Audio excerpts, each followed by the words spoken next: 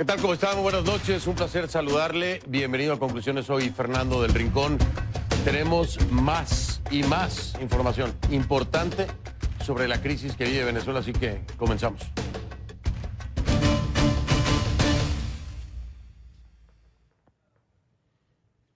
Le pido que a partir de este momento me acompañe utilizando la etiqueta numeral conclu embajadores Guaidó. Esa es la etiqueta que vamos a estar utilizando, numeral conclu embajadores Guaidó. Ahí está en pantalla. Un poquito largo el hashtag, pero fácil, ¿no? Conclu embajadores Guaidó. Esa es la etiqueta que vamos a estar utilizando durante todo el programa. Así que sus comentarios, por favor, con esta etiqueta conclu embajadores Guaidó a mi cuenta en Twitter, @soyfdelrincón, @soyfdelrincón. Y como todos los días le recuerdo y le pido el favor ante la censura del régimen de Maduro en Venezuela, esta cadena le ofrece a todos los venezolanos señal digital a través de cnnespanol.com/en vivo, cnnespanol.com/en vivo, y también en youtube.com/CNN youtube.com/CNN. Si le toma fotografía a la pantalla en ese momento con su teléfono y lo distribuye a través de las redes sociales, logramos, como siempre ha sido, gracias a su esfuerzo, su esmero y su interés en el contenido de este programa, logramos entonces burlar la censura del régimen de Nicolás Maduro, CNN en español. Ahí están las dos opciones digitales. Gracias a todos los que cada noche toman la fotografía a esta gráfica y la distribuyen en Twitter y en plataformas digitales. Mil gracias, de verdad. Es un trabajo conjunto, es un esfuerzo de todos. Muchas gracias. Pues bien, la lucha de poderes en Venezuela está latente, muy latente. Este martes, Tarek William Saab, el fiscal general de Venezuela, por parte del régimen de Maduro, designado por la Asamblea Constituyente, esto después de destituir a Luisa Ortega, tomó medidas contra Juan Guaidó, el presidente interino reconocido así por más de 20 países, el presidente encargado de Venezuela, reconocido, le digo, por más de 20 países, ¿no? Entre las medidas figura la prohibición de salida del país contra Guaidó y el congelamiento de sus cuentas. Pero, al menos por ahora, no se habla de encarcelamiento o de detención. Según Saab, Guaidó protagoniza acciones en detrimento de la patria venezolana y ha atentado contra el Estado al solicitar a gobiernos extranjeros que actúen contra el gobierno de Nicolás Maduro. Escuche usted lo que dijo. Hay un ciudadano que prácticamente ha liderado, ha encabezado toda esta acción que va en detrimento de la patria venezolana, el ciudadano Juan Guaidó. En razón de ello, habida cuenta, como dije anteriormente, hemos aperturado dicha investigación de carácter preliminar. Hemos llegado acá al TCJ para solicitar que se dicten medidas cautelares. 1, la prohibición de su salida del país. 2, la prohibición de enajenar y gravar bienes muebles e inmuebles. 3, el bloqueo de sus cuentas. La solicitud de Tarek William Saab contra Juan Guaidó fue aprobada por el Tribunal Supremo de Justicia en Caracas, órgano líder de uno de los poderes públicos alineados con el régimen de Maduro. Este tribunal fue designado por la Asamblea Constituyente, un cuerpo a su vez elegido en comicios rechazados por la oposición y también por la comunidad internacional, una Asamblea Constituyente desconocida mayormente por la comunidad internacional también, bueno, por considerarlos violatorios de la Constitución Nacional. Es precisamente el cuestionado origen de la Asamblea lo que le ha ocasionado todos los problemas de legitimidad que han desembocado en la situación en la cual se encuentra la cúpula en el poder el día de hoy. Como diputado de la Asamblea Nacional, Guaidó goza de inmunidad, ¿sí?, contra investigaciones judiciales, ¿no? Al menos que esa inmunidad sea suspendida a la vez ¿por quién? Pues por la propia Asamblea y el Tribunal Supremo. Es decir, no se allanó su inmunidad para esta decisión cuando debió haberse hecho así, ¿no? Ahora, la decisión ya ha causado reacción fuera de Venezuela. El asesor de Seguridad Nacional de Estados Unidos, John Bolton, dijo en su cuenta en Twitter: denunciamos las amenazas ilegítimas del ex fiscal general de Venezuela contra el presidente Juan Guaidó. Permítanme reiterar que habrá consecuencias graves para quienes intenten subvertir la democracia y lastimar a Guaidó. Esto lo dijo John Bolton. Por su parte, Juan Guaidó, desde el Palacio Federal Legislativo, no desestimó que pueda ser detenido en los próximos días, pero reiteró que su atención está centrada en atender la crisis humanitaria del país. Guaidó citó cifras recientes de Naciones Unidas que alertan sobre la muerte de al menos 40 venezolanos en el marco de las protestas antigubernamentales en el país.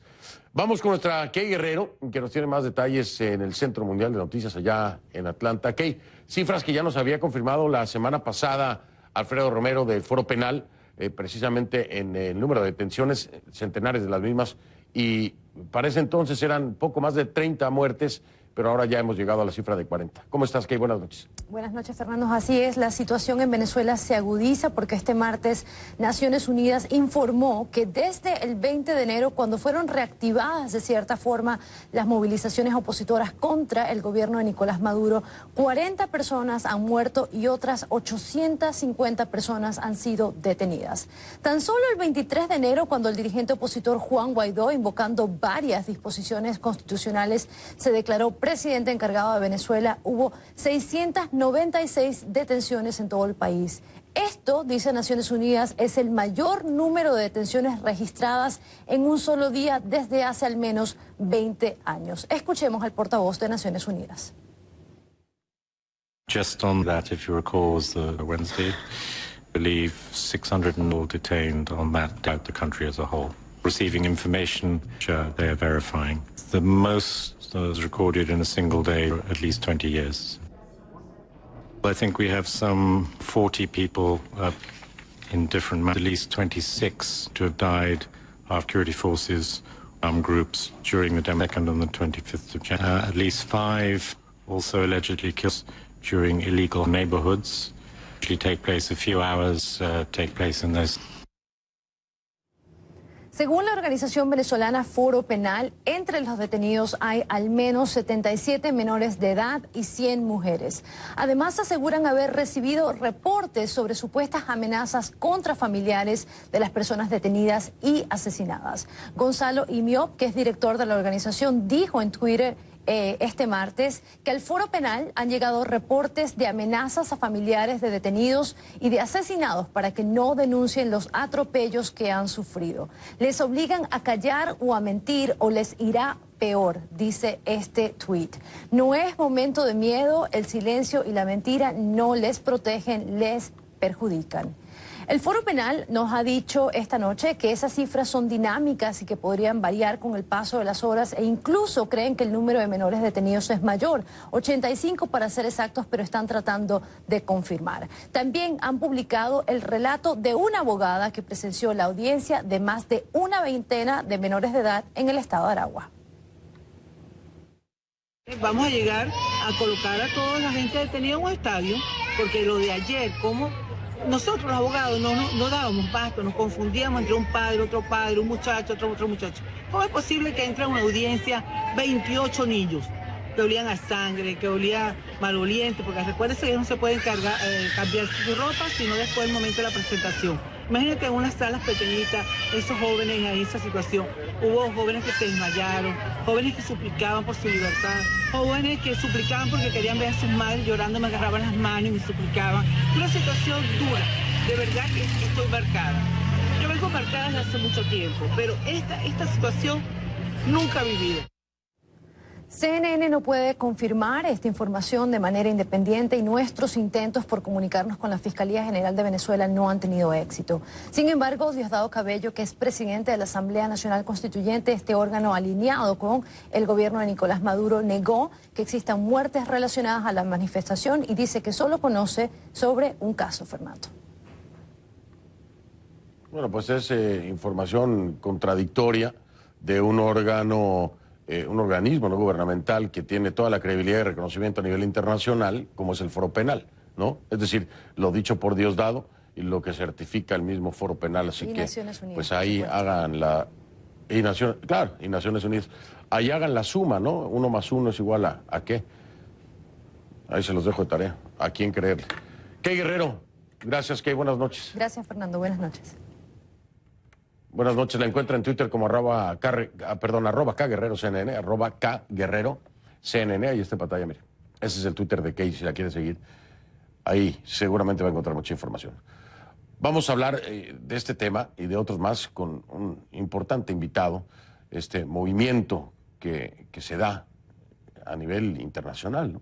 a nivel internacional. Pero antes déjeme decirle que hay información de movimientos militares. Hay un grupo de desertores del ejército venezolano que están pidiendo al gobierno de Donald Trump que los arme para enfrentarse al régimen de Maduro, y afirman a CNN que están en contacto con cientos de soldados dispuestos a tomar las armas. Este es un reporte especial de mi compañero Nick Patton Walsh.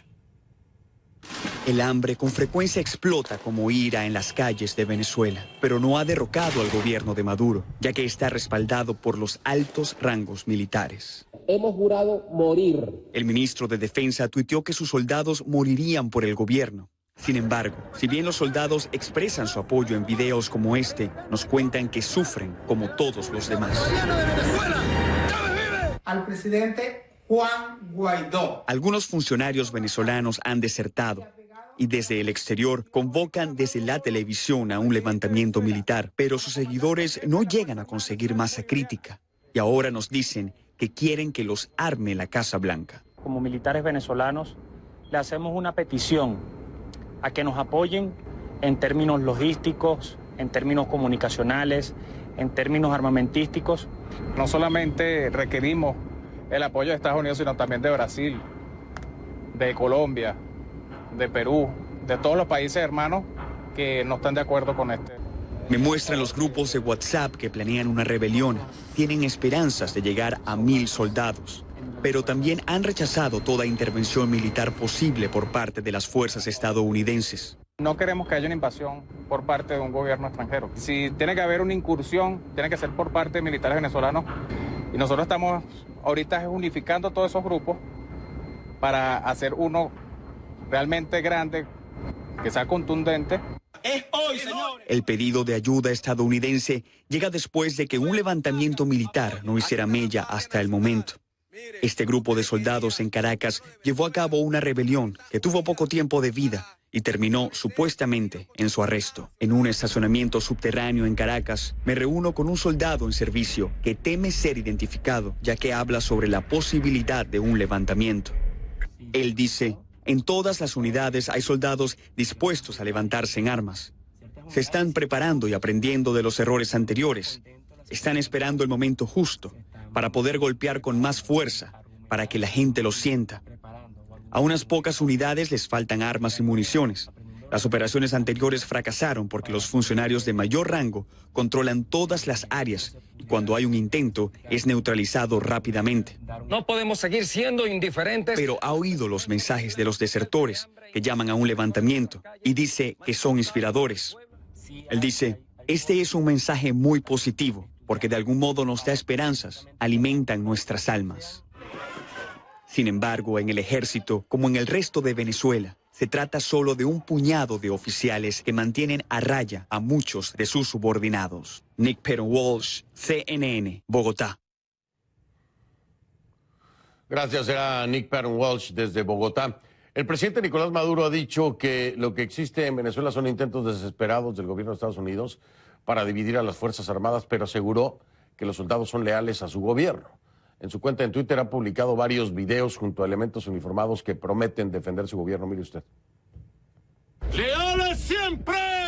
¡Leales nunca! ¡Chávez vive! ¡La patria sigue! ¡Independencia y patria socialista! ¡Que viva Venezuela! ¡Que viva! Pero a pesar de la insistencia de Maduro de tildar las acciones opositoras como un golpe de Estado, un gran bloque de la comunidad internacional lo contradice. Al menos 20 gobiernos reconocen oficialmente a Juan Guaidó como presidente encargado de Venezuela. Y otros 5 países europeos podrían sumarse en los próximos días. Alentado por el apoyo, Guaidó designó entonces este martes, el día de hoy, embajadores en 9 países, un encargado de negocios en Estados Unidos y un representante especial ante el Grupo de Lima. Argentina, Colombia y Chile ya dieron el beneplácito a estos representantes. Otros países han dicho a CNN que están a la espera de la documentación requerida, mientras que Estados Unidos fue más allá.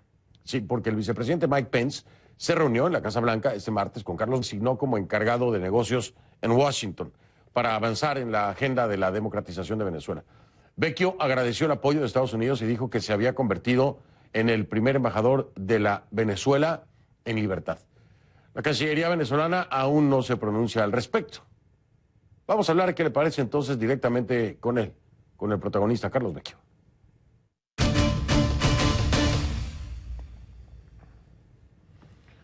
Le doy la bienvenida a Carlos Vecchio, encargado de negocios de Juan Guaidó en Estados Unidos.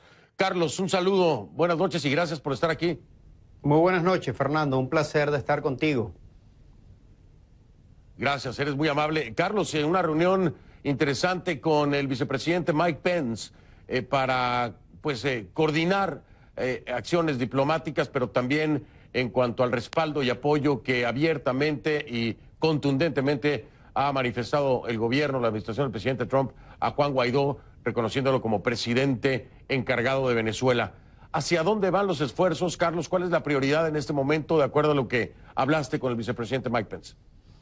Bueno, muchísimas gracias, Fernando, por esta oportunidad. Yo te diría que esta es la primera visita oficial ya del nuevo gobierno del presidente interino Guaidó, y es la primera representación diplomática de la Venezuela libre. Y eso nos tiene que llenar a nosotros de optimismo, de fuerza, porque eso ha sido gracias a la lucha que ha dado el pueblo de Venezuela y sobre todo de muchos también exiliados que han dado su esfuerzo para ir avanzando hacia recuperar nuestra democracia.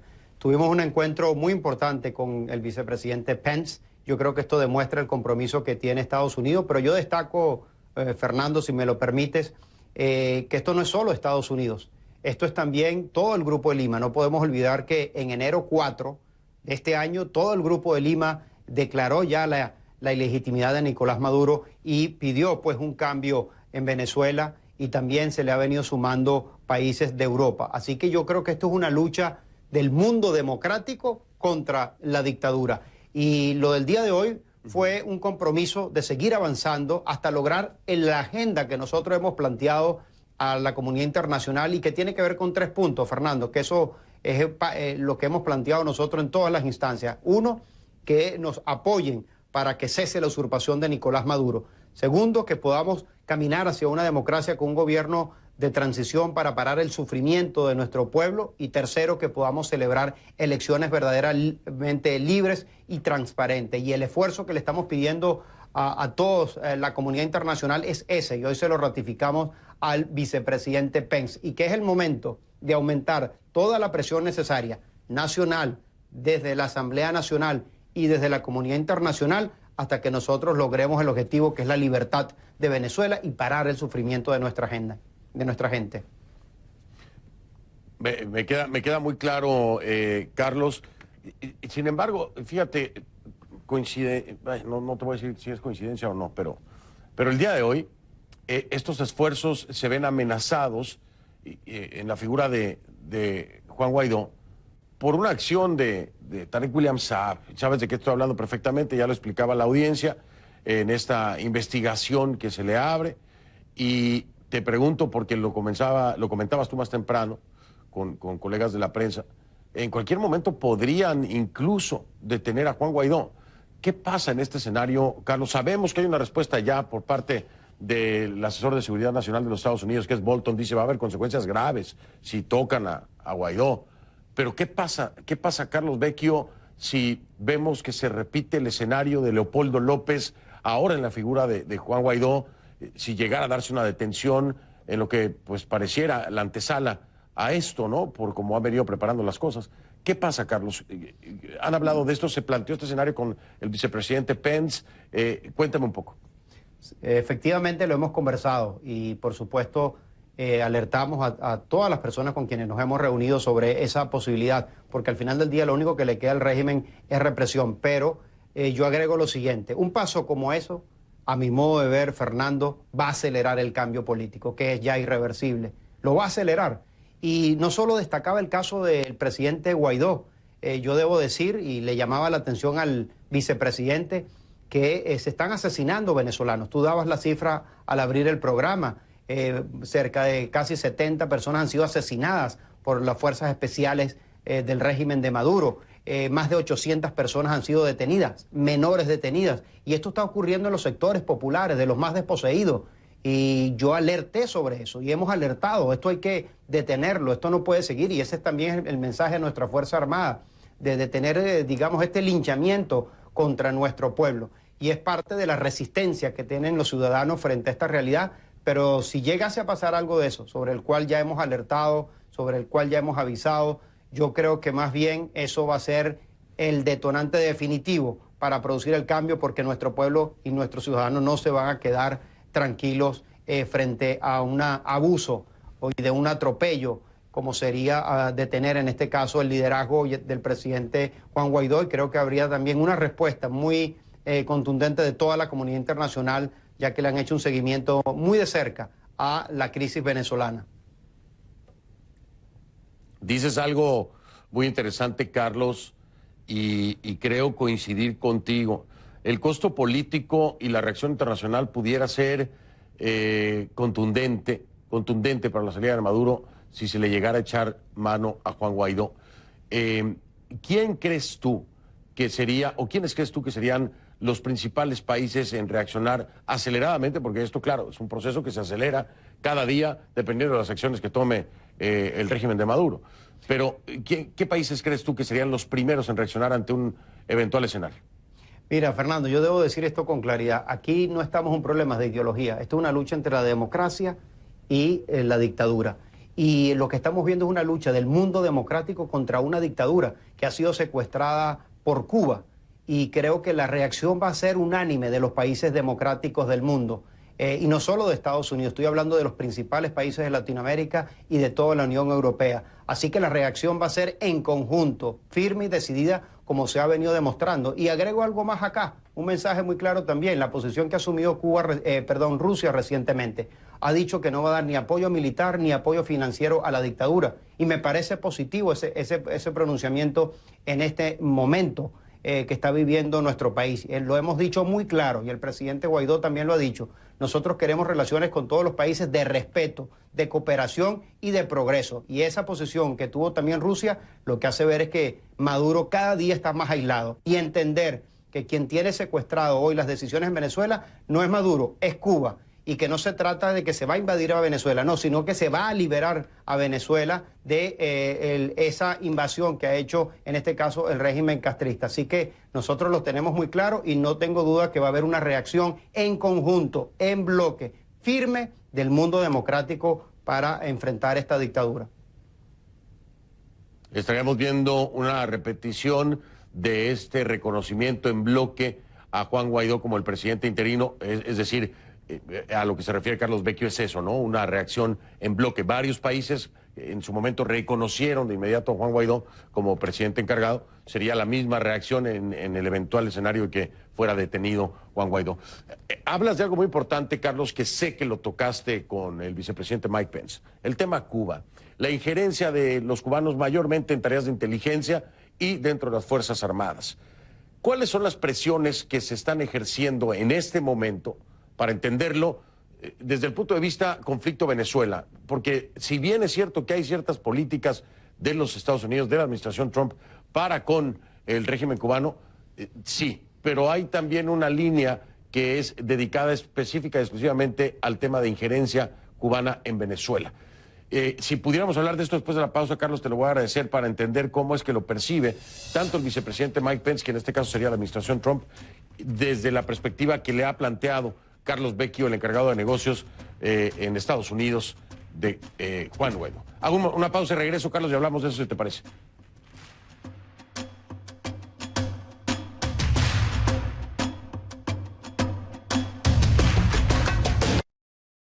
México, somos CNN.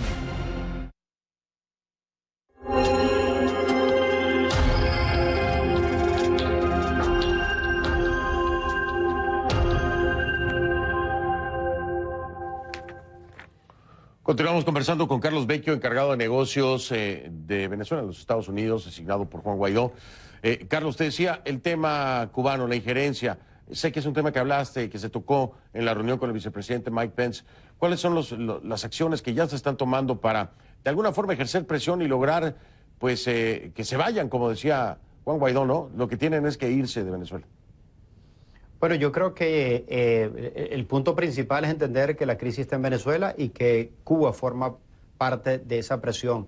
Y creo que comparten nuestra visión de la que acabo de expresar, que la invasión ya la hizo el régimen cubano y que Maduro no está tomando decisiones por sí mismo, sino conjuntamente con los cubanos. Y por eso se entiende que esta crisis que está pasando en Venezuela no solo está afectando a nuestro país, sino está afectando a toda la región y necesariamente requiere el esfuerzo de la comunidad internacional porque es una amenaza, digamos, para todos. Yo creo que el gobierno también de los Estados Unidos ha hecho anuncios que tienen que ver con este mensaje, el cual comparten.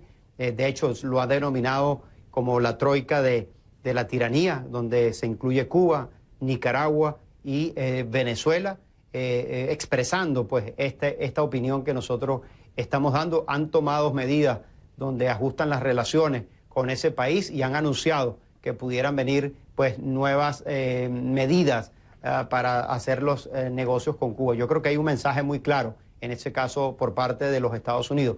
Y hacia Venezuela, pues entendiendo que esto es una lucha para buscar la libertad de nuestro país y que requiere el esfuerzo conjunto de todas las democracias del mundo. Y yo te diría, Fernando, que esta es la primera vez que yo veo ese gran respaldo de las democracias para defender una causa de la libertad, porque saben que está en riesgo este continente, sobre todo cuando vemos la presencia de Cuba en Venezuela. Y que este régimen también ha auspiciado, en cierta forma, el terrorismo. Hemos visto la presencia del ELN en territorio venezolano, donde han hecho ataques terroristas en Colombia, y eso entran en elementos de la comunidad internacional que llaman la atención y que estoy convencido pues que entienden que Venezuela se ha convertido en una amenaza para toda la región, y por eso, y donde Cuba, por supuesto, tiene un rol protagónico en las decisiones que está tomando Maduro, y por lo tanto también va a haber esa acción conjunta contra Cuba, y como lo estamos viendo firmemente de toda la comunidad internacional contra la dictadura de Maduro, hasta resolver nuestra crisis, ¿no? Y buscar un camino democrático que nos abra un futuro mejor. Y quizás, y perdona lo extenso, Fernando, pero también es una reflexión para nosotros los venezolanos, para nuestra Fuerza Armada. Permitir la invasión cubana, que esté allá, que esté en nuestros cuarteles, que estén persiguiendo a nuestra gente, utilizando la inteligencia para acosar a nuestros militares, meterlos presos, a sus familiares, a no dejarlos viajar y salir de Venezuela. Yo creo que eso también nos tiene que llenar a nosotros de fortaleza y decir, esto también tenemos que tener nosotros un paso adelante, y como lo estamos haciendo los venezolanos en la calle, y el llamado a la Fuerza Armada de ponerse del lado de la Constitución y de restablecer el Estado democrático en nuestro país. Sí, de entrada el tema de la no injerencia, ¿no? Hacerlo realidad, en realidad que no haya injerencia, tanto que se ha escuchado eso por parte del oficialismo. Oye, Carlos, me queda 1 minuto 30, pero dime algo sobre las sanciones que ya llegaron al plano petrolero con PDVSA por parte de los Estados Unidos. ¿Ya hay planes para poder accionar pues esos capitales en beneficio de los venezolanos? Digo, tú como encargado de negocios, a lo mejor ya vislumbran algo, ¿no? Mira, Fernando, la peor sanción que tiene en este momento Venezuela se llama Nicolás Maduro. Y él es el responsable de todo lo que está pasando y de la crisis que está pasando en Venezuela. ¿Qué estamos haciendo nosotros a nivel internacional? Primero, protegiendo los activos del pueblo para que no lo terminen de saquear. Se lo están robando todo y hay que preservar eso para los venezolanos. Entonces lo que estamos buscando es un mecanismo, primero, de protección de esos activos y que se mantengan y que puedan seguir trabajando para preservarlo y ponerlos a favor del pueblo de Venezuela. Segundo, nosotros queremos ir progresivamente y ordenadamente tomando control de esos activos de manera transparente, responsable, insisto, para preservarlo para las funciones plenas de nosotros como gobierno. Y así que lo estamos haciendo responsablemente, lo vamos a hacer transparentemente y cuidando siempre los intereses de nuestro país. Y esa ha sido nuestra labor. Estamos en un caso, Fernando, único. Sí. O sea, esto no estaba en una situación regular y normal, donde mucha de la gente con quien he conversado me han dicho, Fernando, esto nunca lo habíamos visto. Entonces, esto requiere llevarlo, digamos, con mucha responsabilidad y seriedad, con equipos multidisciplinarios que ya estamos colocando para irlo haciendo ordenadamente, responsablemente y transmitiéndole tranquilidad a los venezolanos que una vez que nosotros tengamos efectivamente el control total del gobierno, va a venir una nueva etapa para Venezuela llena de progreso, de esperanza, profundamente democrática y donde va a haber oportunidades para todos. Esa es la Venezuela que viene. Esa es la que nos tenemos que estar preparando para recibir. Y ese va a ser nuestro esfuerzo, Fernando. Bien. Carlos, millones de gracias por este tiempo y por habernos acompañado en un día tan importante después de esta reunión con el vicepresidente Mike Pence. Te mando un abrazo y un saludo hasta Washington. A ti, Fernando. Gracias por estar siempre pendiente de los venezolanos y de la lucha que estamos dando. Eternamente agradecido. Hacemos nuestro trabajo lo mejor que se puede, Carlos. Gracias por tus palabras. Es Carlos Vecchio, encargado de negocios, designado por Juan Guaidó en los Estados Unidos, obviamente, que nos acompañó. Bueno, y quiero decirle por el enorme interés que despertó la entrevista que le hice el día de ayer a Juan Guaidó, reconocido como presidente interino encargado de Venezuela por 20 países al menos. Le voy a traer lo mejor de la entrevista a continuación en esta segunda parte de conclusiones, por si usted no la pudo ver el día de ayer, así que pendiente que ya venimos.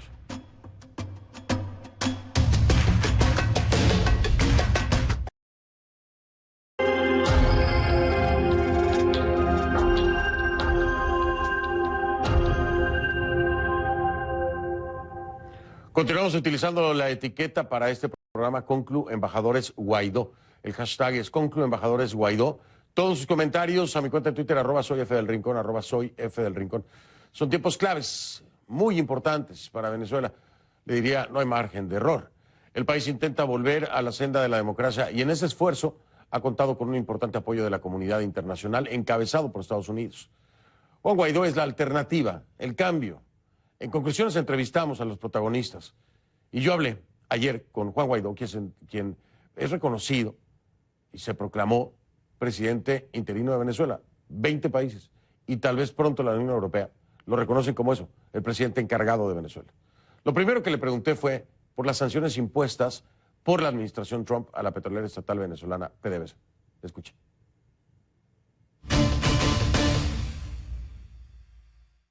Una solicitud, una petición del Parlamento Nacional resguardar los activos venezolanos con el único objetivo de que no sigan robando al pueblo de Venezuela. Ya se han demostrado más de 37 casos de corrupción por parte del Parlamento, denuncias que se han hecho, no solamente por el caso Odebrecht, estuvimos conversando en algún momento de ese tema, Fernando, también por los casos en PDVSA, también por los casos de Tesorería Nacional, como endeudaron a PDVSA, también por la compra de alimentos y medicinas, en el caso de lo que llaman CLAP, que es un subsidio de alimentación. Así que esta medida responde a proteger los activos de Venezuela para poder implementarlos precisamente, no solamente en la atención de la emergencia humanitaria, que es urgente en Venezuela, que ha producido más de 3.300.000 migrantes en este momento, que ha producido y que hoy el venezolano vive con menos de $3 al mes, que hoy el venezolano no tiene cómo llegar a su puesto de trabajo porque no hay transporte público. Entonces, esta medida responde a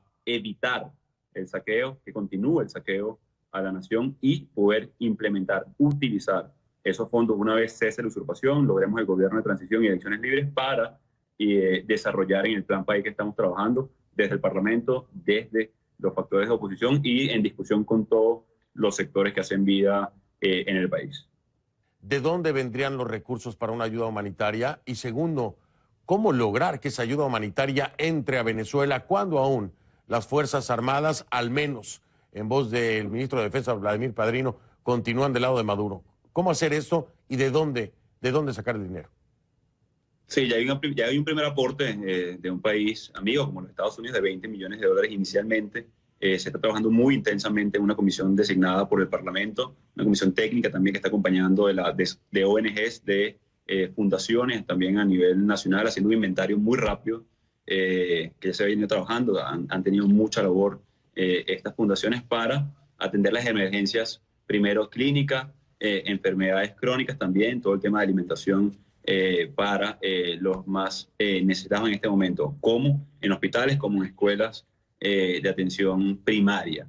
El tema de la ayuda humanitaria, también hemos contado con respaldo de algunos países de la región. Aquí hay un elemento importante, nosotros hemos hablado en todo momento de las Fuerzas Armadas.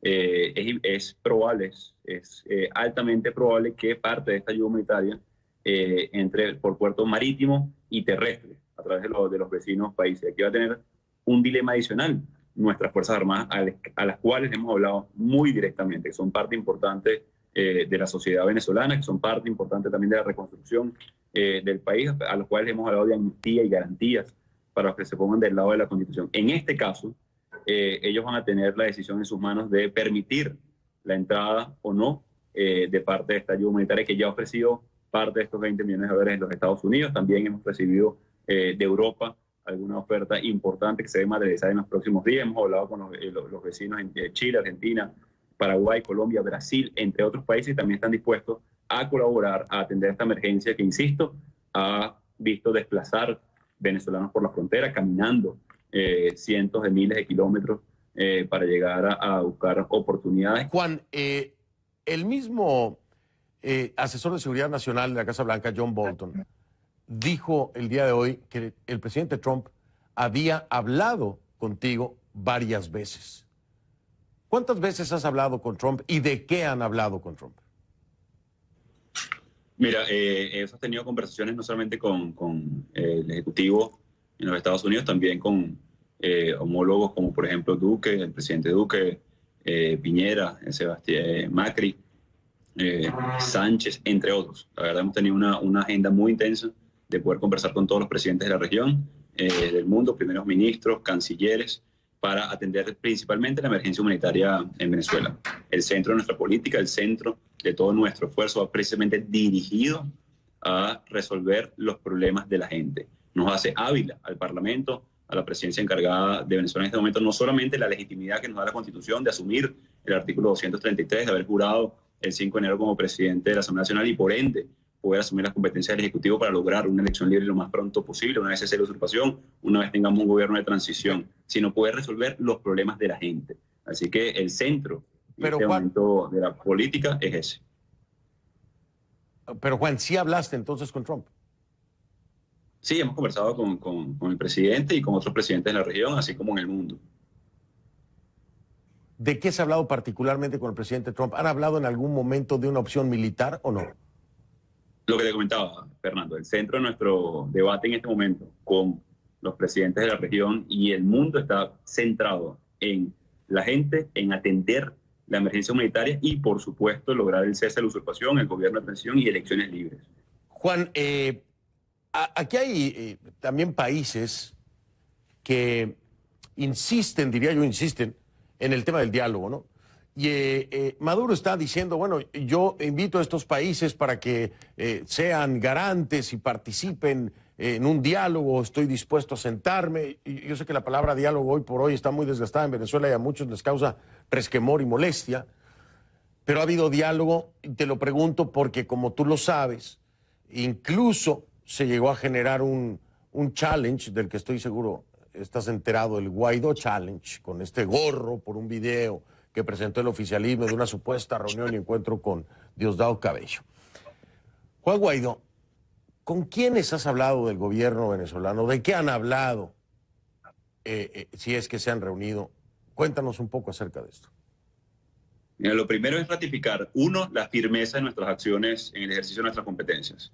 El protegiendo activos, el activando amnistía y garantías para los que se pongan del lado de la Constitución, el solicitando ayuda humanitaria, el creando el Fondo de Recuperación de Activos producto de la corrupción, las movilizaciones constantes, el juramentar y ejercer las competencias del 233. Eso es lo primero que debemos decir con respecto a esto. Y una agenda muy clara, que ya es de conocimiento incluso mundial. Cese de la usurpación, gobierno de transición, elecciones libres. Así que nuestra agenda es clara, es transparente y hemos dicho que podemos hablar con cualquier funcionario, civil, no civil, militar, agregado, como lo quieran, que esté dispuesto a colaborar en esta ruta, que en definitiva es la ruta de la estabilización del país, que en definitiva es la ruta de generar gobernabilidad. Adicionalmente, Fernando, aprovecho rápidamente este espacio para decirte algo con respecto al diálogo. Esa es la respuesta garantizada de un gobierno o de un régimen que no tiene respuesta a los problemas. Lo hicimos en 2017. No es que la oposición se negara a una opción como esa. ¿Y qué pasó? Hoy, Julio Borges, quien dirigió, fue jefe de delegación y en ese momento está exilado. Su más cercano colaborador, Fernando Albán, asesinado por este régimen. Así que para lo que no nos vamos a prestar en este momento en la oposición es para un falso diálogo que le dé oxígeno a un régimen que asesina, que tortura a jóvenes, que encarcela y que no da soluciones al pueblo de Venezuela. En Beaches incluimos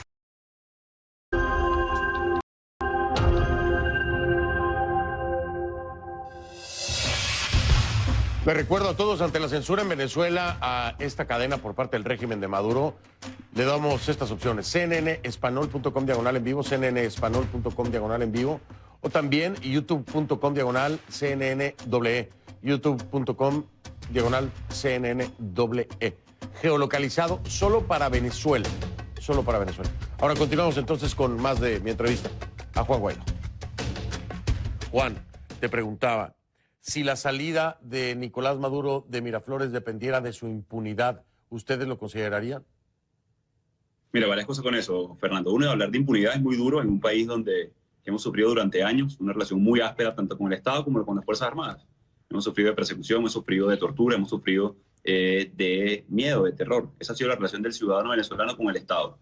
De subsidio, robándose el dinero del Estado para implementarlo además y generar control social, o de terror. Hemos visto cómo asesinan a nuestros chamos, nuestros jóvenes en las calles. Hemos visto cómo se van caminando por la frontera. O sea, hablar de impunidad es muy duro en este momento para Venezuela, porque son cicatrices que quedan marcadas en una sociedad, pero una sociedad que quiere cambiar, que quiere reencontrarse, que quiere ver hacia el futuro, que quiere que regrese sus hijos a Venezuela para que desarrollen sus talentos en su país, que quiere ser feliz. Sí. Entonces, cada paso que vamos a dar va a ser pensando en los que necesitan hoy más, en los que están al riesgo su vida por no tener insumos médicos o comida, pero también los que quieren vivir y regresar a Venezuela. Así que todas las opciones están en la mesa para lograr el cese de la usurpación, el gobierno de transición y elecciones libres, que se ha convertido en una especie de mantra ya para los venezolanos, y que sabemos que cada etapa tiene un sacrificio, tiene un esfuerzo importante, que formamos todos parte de este proceso que hemos emprendido, no en el 2019, sino que tenemos años construyendo mayoría, que tenemos años marchando, que tenemos años votando y no votando, por lo cual hoy es considerado un usurpador Maduro. Y ese escenario que sucedió en Chile durante la transición, que sucedió en Venezuela en el 58, que sucedió en Polonia, todo está sobre la mesa para lograr esos tres objetivos. Todo está sobre la mesa, me responde Juan Guaidó, acerca de si dependiera de la impunidad de Maduro, su salida de Miraflores. Todo está sobre la mesa, me dice Juan Guaidó. Ahora, Juan, aquí se ha hablado mucho de la injerencia cubana, la injerencia de Cuba en las Fuerzas Armadas. Esa Fuerza Armada que al llamado, a la invitación para esta ley de amnistía no acaba de responder contundentemente, al menos no lo vemos, no lo sabemos o no lo hemos visto. ¿Qué se está haciendo con respecto a esto? ¿Estás trabajando con algunos gobiernos para ejercer presión sobre Cuba? ¿Cómo deshacerse de esos cubanos infiltrados dentro de las Fuerzas Armadas que ustedes mismos han venido denunciando a través de los años? ¿Cómo deshacerse de ese quiste dentro de la estructura de la Fuerza Armada Nacional Bolivariana, que además muchos atribuyen este temor para no salir y sumarse al llamado de Juan Guaidó y de la oposición venezolana a ese terror que pudieran estar ejerciendo los infiltrados cubanos en la Fuerza Armada? ¿Qué se está haciendo al respecto? ¿Cómo deshacerse de eso? ¿Cómo destrabar esa rueda? Sí, la relación de Venezuela con Cuba durante años ha sido también de enviar petróleo, de recibir en contraprestación algunos elementos como médicos. En su momento también la información que hay es que la penetración en puestos de decisión, de comando o de vigilancia, incluso a través del DG2 cubano, en un aparato de inteligencia e información, y algunos puestos de decisión también en el alto gobierno. La propuesta con esto es muy sencillo. Sí. Debe salir Cuba y cualquier otro país de los puestos de toma de decisión. Venezuela es un país soberano, Venezuela es un país que debe tomar sus propias decisiones, y estoy seguro que en las Fuerzas Armadas no cae en absoluto bien que haya una especie de ejército o de tutelaje de ningún absoluto país. Juan, la pregunta obligada, sé que hay un tema de seguridad muy importante que está siendo manejado diariamente, constantemente. ¿Por qué crees que hasta ahora no te han echado guante? ¿Por qué crees que hasta ahora no te han detenido, como lo vimos con Leopoldo López, como lo hemos visto con muchos otros casos, ¿no? ¿Por qué crees que no te han tocado, Juan? Bueno, esto es una decisión política en Venezuela. Evidentemente no es una decisión jurídica, no es una decisión en el marco del Estado de Derecho, que está desmontado en Venezuela no solamente por la creación de la constituyente falsa, sino también por la violación de derechos humanos, la corrupción, entre otras cosas. Yo creo que en este momento, hace 2 semanas me secuestraron, como tú lo sabes, Fernando, y como parte de lo que nos escuchan, si no, me secuestraron durante unas horas ahí se especula con una orden, una contraorden, o que simplemente los funcionarios decidieron a motu propio liberarme. En definitiva, ya lo intentaron, creo que fue para ellos muy costoso políticamente hablando, y hay 3 factores adicionales que me acompañan o que nos acompañan en este proceso. Uno, la gran movilización del pueblo de Venezuela que se mantiene, que va el miércoles de nuevo a las calles y también el sábado. Lo segundo es la Constitución. Estoy haciendo funciones constitucionales amparados en nuestra Carta Magna y que nos da un poder, una autoridad y sobre todo una moral para poder hablar con mucha fuerza de cara a ejercer competencias, a poder interactuar con los factores e incluso hablar a las Fuerzas Armadas. Y el tercer elemento, sin duda, es el respaldo internacional contundente, el cual hemos recibido de todos los países del mundo.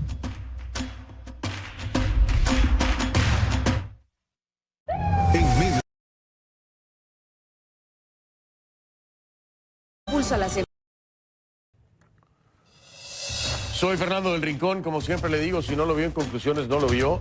Lo veo mañana. Oiga, mañana, por cierto, voy a estar hablando con el secretario general de la OEA, Luis Almagro.